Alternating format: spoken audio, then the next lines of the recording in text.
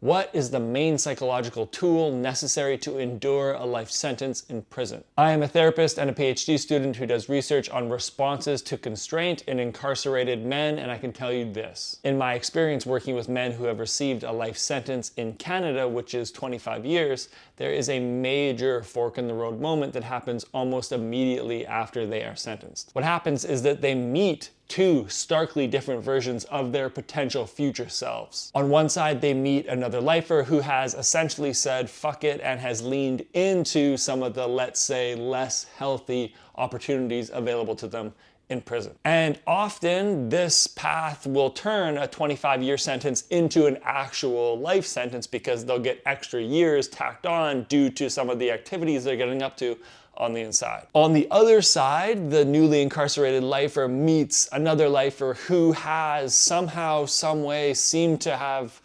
transcended to some sort of a higher plane in a very hard environment. They appear at peace somehow, they generally stay in their own lane, they participate in some of the educational programs, they stay generally fit, and they will drop some knowledge if you ask. And to be presented with two so starkly different characters so far down their respective paths while you are standing at the beginning of yours, well, it's pretty sobering. But when you think about it, we are almost always standing at some sort of a fork in the road, but the thing is, we don't think about it that often because the contrasts that we're dealing with are far less extreme than they are in prison. For example, there is a future version of me who's figured out how to take what I'm doing for mental health in the prisons and present it to the masses. And there's a version of me somewhere out there that gets scared or anxious at what that work will entail, so I stop and I pull back and I fall into old habits that may suit me well enough, but that I know deep down don't really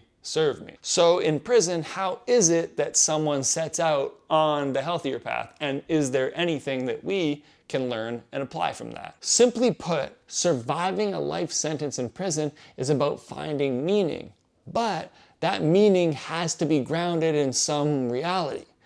Here's what I mean. Lots of guys in prison really resonate with Viktor Frankl. Frankl wrote a book called Man's Search for Meaning, which is about a theory he developed during and after he survived a concentration camp by employing feats of psychological resistance, such as the maintenance of a rich internal life, the setting of future-oriented goals, and the decoding of meaning within suffering. In short, if there is a reason to survive, if there is something waiting for you on the other side, well then survival becomes more likely because you are tapping into a deep internal drive. However, this may only be part of the equation because the meaning itself has to be tied to the person's present situation. For example, it's not really going to be of any deep benefit to you if the way you're enduring a life sentence is by selling yourself this false idea that everything is going to go back to normal as soon as you get out of here. The meaning that people tap into in order to access the resistance and the resilience necessary to endure a life sentence